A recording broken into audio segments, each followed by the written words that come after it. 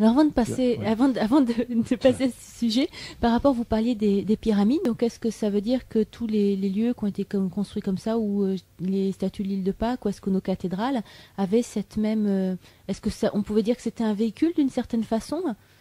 En réalité, c'était des véhicules, c'était des véhicules de pensée, mais en même temps, c'était des résultats de pensée qui n'étaient pas la nôtre. C'était les résultats d'une pensée qui se plaçait dans l'autre champ de cohérence, qui construisait l'autre champ de cohérence, qui était la base de l'autre champ de cohérence. Et cette autre pensée permettait de construire des monuments. Et quand les anciens voyaient ça, ils ne le voyaient pas forcément comme une pyramide, une surface à 4 faces, etc. C'était pas forcément ça. Ils pouvaient tout à fait voir autre chose. Et même, comme leur pensée était autre, ils pouvaient même, peut-être à un moment, arriver à localiser l'ex, puisque la grande pyramide de Khéops et d'autres ont un ex, pas toutes, mais d'autres ont un ex.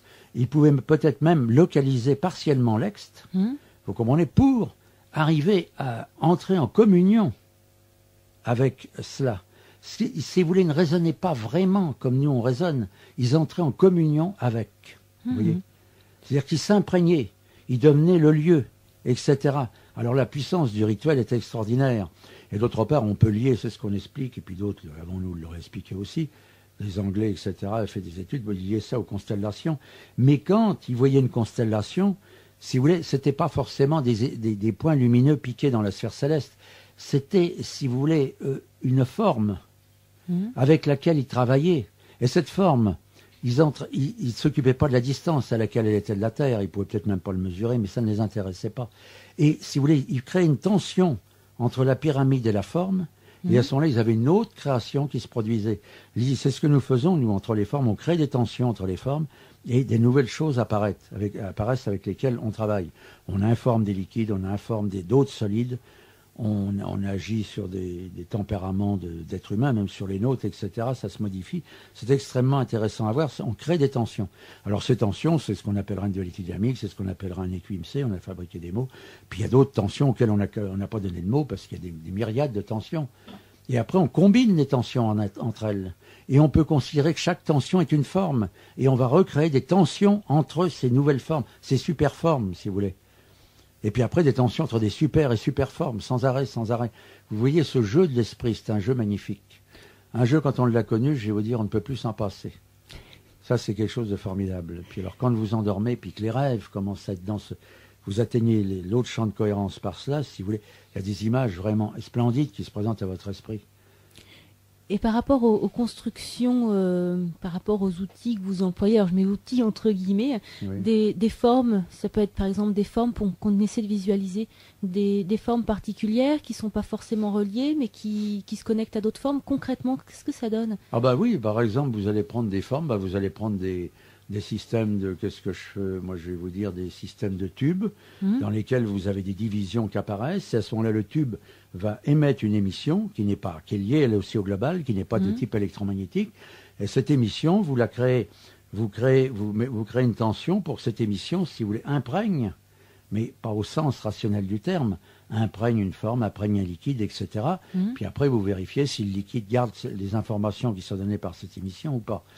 Et puis, alors, ces émissions, vous pouvez les détecter sur, si vous voulez, vous pouvez leur donner même une sorte de stabilité dans l'existence. Alors, cette stabilité s'exprimera sur des mètres, ou sur des kilomètres, ou sur des millions de kilomètres, parce ça peut aller très très loin.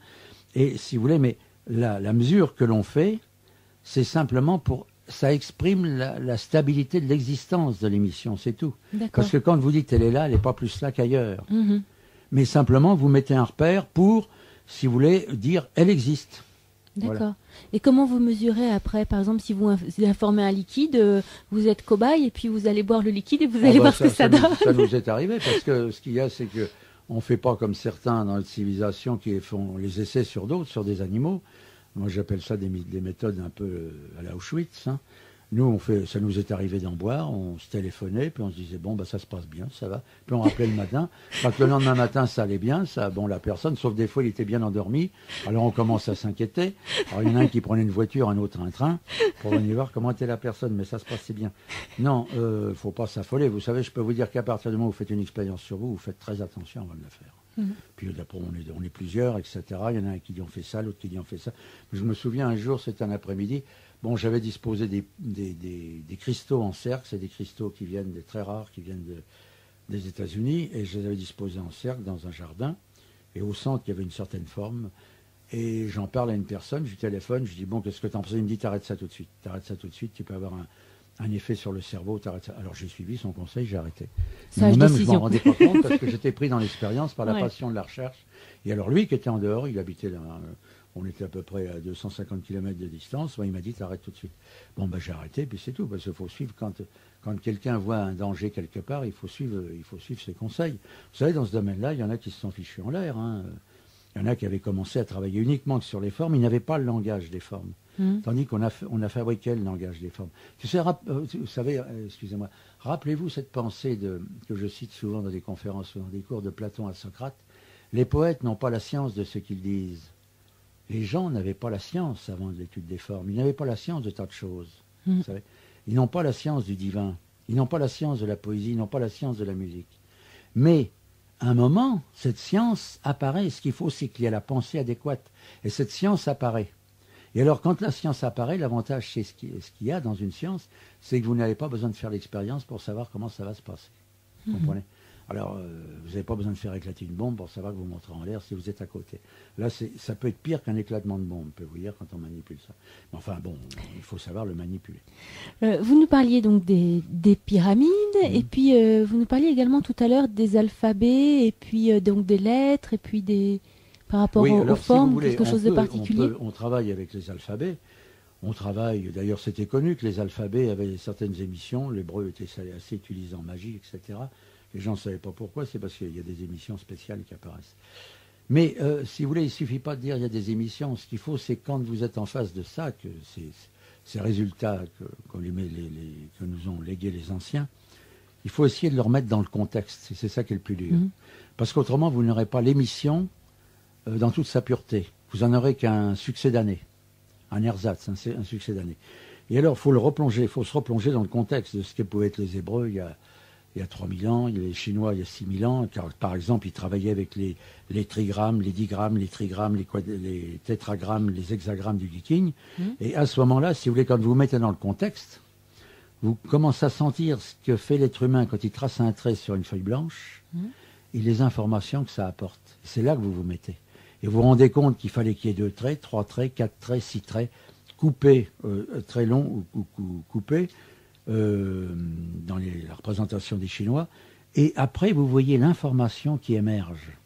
Et c'est cette information-là que vous allez utiliser plus que même le digramme, le trigramme, le tétragramme ou l'hexagramme. Beaucoup plus. Et vous comprenez pourquoi c'est peut-être pas la peine de prendre un heptagramme. Pourquoi, si vous voulez, à un moment, un certain nombre de signes est suffisant. Pourquoi, si vous voulez, c'est là que c'est beau, c'est qu'on n'a pas besoin d'une infinité, que la pensée est telle qu'il suffit qu'elle ait quelques amorces. Et là, je vais vous dire quelque chose. La nature ne fabrique pas les choses, elle fabrique l'amorce des choses. C'est le cerveau qui, refabriquant la nature, va plus loin. Mais la nature, elle ne se fatigue pas, elle ne fait que l'amorce des choses. Donc ce qu'on appelle les prodroformes. Vous êtes en train de nous dire qu'on est co-créateur à chaque instant? Oui, ça, le monde est créé par Oui, mais alors le processus est plus compliqué que ça. C'est-à-dire que l'observateur, on appelle le mot ops, parce que ce n'est pas tout à fait un observateur, crée le monde, mais en même temps qu'il le crée, il se dilue dedans.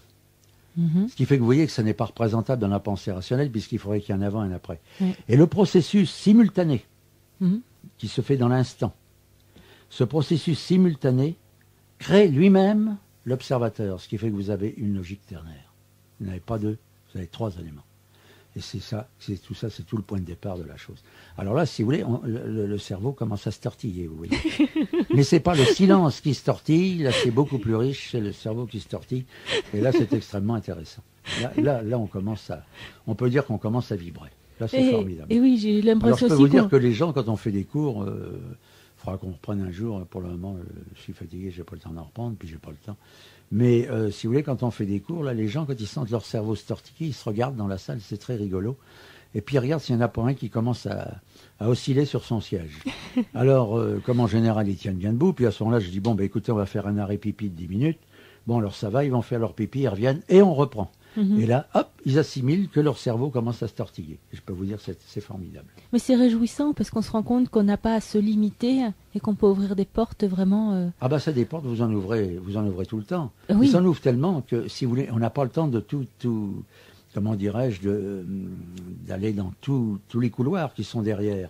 Vous savez, vous êtes une sorte de petite Alice au Pays des Merveilles qui, au lieu de regarder dans un miroir, elle regarderait dans 1 milliard de miroirs.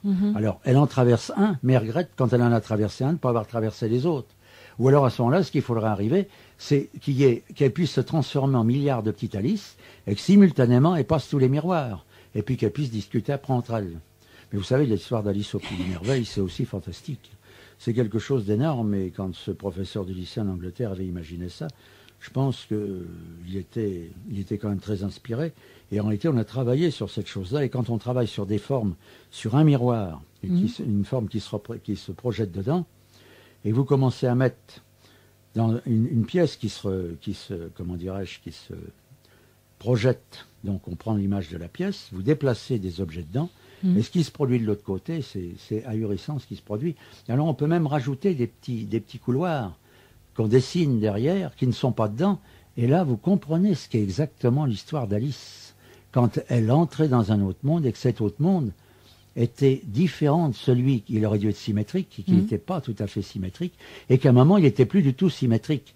Et vous vous rendez compte que la notion de symétrie qui existe en mathématiques, symétrie par rapport à un plan, qu'on vérifie en physique par rapport à un miroir, c'est ça, si vous voulez, le monde rationnel en a tiré une information qui est, disons, un succès d'année, alors que c'est une richesse absolument impensable.